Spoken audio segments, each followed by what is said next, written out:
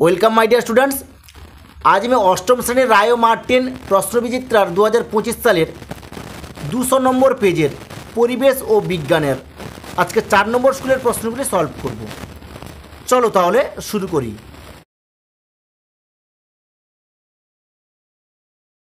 দুশো নম্বর পেজের 4 নম্বর স্কুলের প্রথমে আছে কি ফিজিক্যাল সায়েন্স। একের দিকেছে সঠিক উত্তরটি নির্বাচন করো।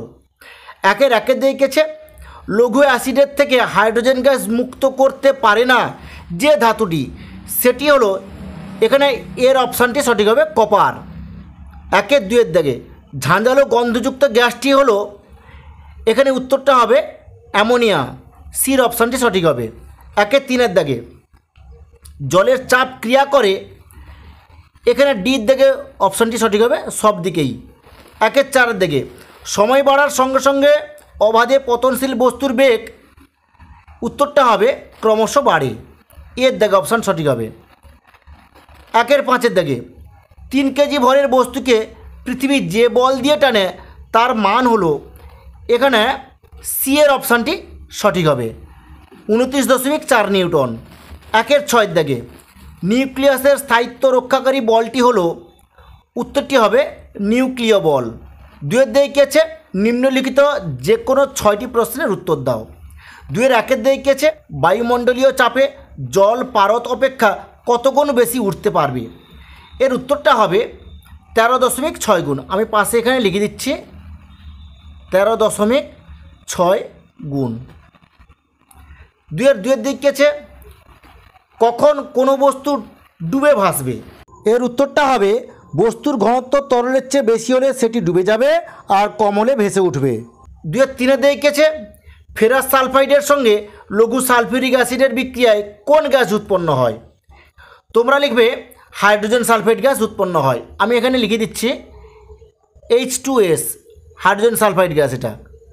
দুয়ের চার দিকে আছে ম্যাঙ্গানিজ ডাই অক্সাইডের বর্ণ কী, এর উত্তরটা হবে ম্যাঙ্গানিজ ডাই অক্সাইডের বর্ণ কালো বা বাদামি। দুয়ের পাঁচের দিকে দেখো, কাঁচকে সিল্ক দিয়ে ঘষলে কাঁচ ও সিল্ক কোন কোন আধানে আহিত হয়, এর উত্তরটা হবে কাঁচকে সিল্ক দিয়ে ঘষলে কাঁচে ধনাত্মক ও সিল্কে ঋণাত্মক আধান আহিত হবে। দুয়ের ছয়ের দাগে কোনো বস্তুকে ন্যূনতম কত বেগে ছোঁড়া হলে তা পৃথিবীর মাধ্যাকর্ষণের বাইরে চলে যাবে, উত্তরটা হবে 11.2 কিলোমিটার পার সেকেন্ড। দুয়ের সাতের দাগে সবচেয়ে হালকা ও সবচেয়ে ভারী অধাতুর নাম লেখো, এর উত্তরটা হবে সবচেয়ে হালকা অধাতুর নাম হলো হাইড্রোজেন এবং সবচেয়ে ভারী অধাতুর নাম হলো আয়োডিন। দুয়ের আটের দাগে O2- ও Cl- আয়ন দুটির সর্ববহিস্থ কক্ষে ইলেকট্রন সংখ্যা কত, এর উত্তরটা হবে O2- আয়নের সর্ববহিস্থ কক্ষে ইলেকট্রন সংখ্যা 8টি, Cl- আয়নে সর্ববহিস্থ কক্ষে ইলেকট্রন সংখ্যা 8টি। তিনের দিকে আছে নিচের প্রশ্নগুলির সংক্ষিপ্ত উত্তর দাও, যে কোনো 4টি। তিনের একের দিকে আছে 10 কেজি ভরের একটি ব্লককে টেবিলের উপর রাখা আছে, ব্লক ও টেবিলের সংযোগস্থলের ক্ষেত্রফল 0.25 মিটার স্কোয়ার হলে চাপের মান কত, এর উত্তরটা হবে 1 কেজি ভরের বস্তুকে পৃথিবী 9.8 নিউটন বল দিয়ে টানে, তাহলে 10 কেজি ভরের বস্তুকে পৃথিবী 9.8 গুণিতক 10 নিউটন বা 98 নিউটন বল দিয়ে টানে। অতএব ব্লক ও টেবিলের সংযোগস্থলের ক্ষেত্রফল ইকুয়াল টু 0.25 এম স্কোয়ার। অতএব চাপ ইকুয়াল টু বল বাই ক্ষেত্রফল equal to 98 by 0.25 N m square equal to 98 গুণিতক 100 বাই 25 হয়ে গেল। এখানে দেখো নিচে দশমিকটা তুলে দিয়ে আমি উপরে 100 করেছি, এবার কাটাটি করলাম 25 4 100 করে দিচ্ছি, আর 98 আর 4 গুণ করলে কত হয় 392 এন এম স্কোয়ার। তিনের দুয়ের দিকে আছে প্রদত্ত অক্সাইডগুলির প্রকৃতি লেখো। জেটেনো উভধর্মী অক্সাইড, CO2 আম্লিক অক্সাইড, MgO ক্ষারীয় অক্সাইড, Al2O3 উভধর্মী অক্সাইড। তিনের দাগে একটি ছোট পেরেকের টুকরো জলে ডুবে যায় কিন্তু তার চেয়ে অনেক ভারী স্টিলের বাটি জলে ভাসে কেন, আমি যে উত্তরটি দেখিয়ে দিলাম এটা তোমরা তুলে নাও। তিনের চারের দাগে তড়িৎ আহিত দুটি বস্তুর মধ্যে ক্রিয়াশীল তড়িৎ বল সংক্রান্ত কুলম্বের সূত্রটি লেখো, আমি যে উত্তরটি দেখিয়ে দিলাম সেটা তোমরা তুলে নাও। তিনের পাঁচের দাগে দেখো লোহিতপ্ত আয়রনের উপর দিয়ে স্টিম চালনা করলে কি ঘটে, সমীকরণ সহ লেখো, এর উত্তরটা হবে লোহিতপ্ত আয়রনের উপর দিয়ে স্টিম চালনা করলে ফেরিক অক্সাইড এবং হাইড্রোজেন গ্যাস উৎপন্ন হয়। 3Fe plus 4H2O equal to 4H2 plus Fe3O4। এরপরে দেখো লাইফ সায়েন্স। একের দিকেছে সঠিক উত্তরটি নির্বাচন করো, যে কোনো দুটি।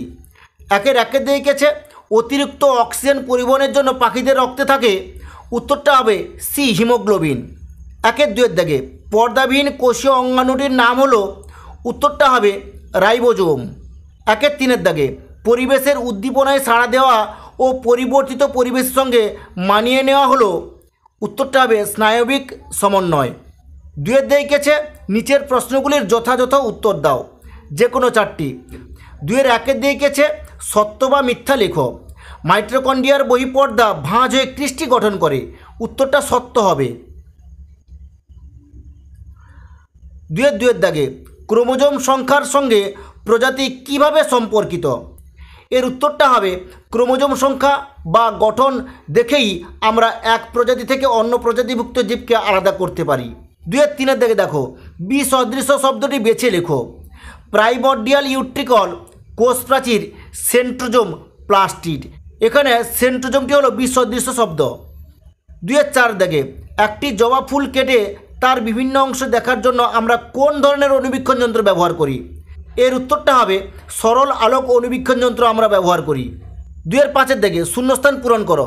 ভাজক কলা ড্যাশ, স্থায়ী কলা বজ্র পদার্থ সঞ্চয়, এর উত্তরটা হবে বর্ধনশীল অঞ্চল।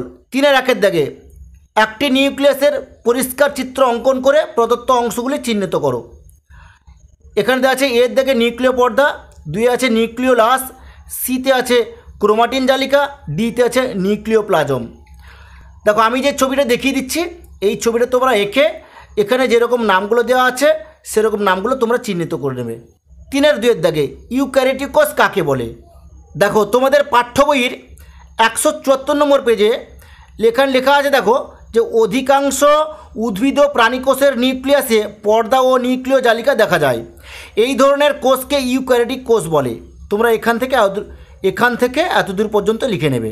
এর পরের প্রশ্ন রেখেছে একটি সূত্রাকার শৈবালের নাম লেখো, এর উত্তরটা হবে স্পাইরোগাইরা।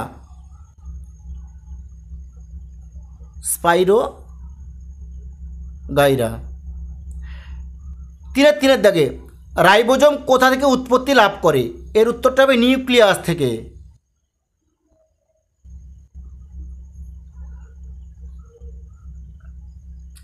এর পরের প্রশ্নটি দেখো ক্যান্সার আক্রান্ত কোষে কোন অঙ্গাণুর সক্রিয়তা বৃদ্ধি পায়, এটি হবে লাইসোজোম। ঠিক আছে, আজ এই পর্যন্ত। নেক্সট ভিডিওতে আমি 5 নম্বর স্কুলের প্রশ্নগুলি সলভ করব।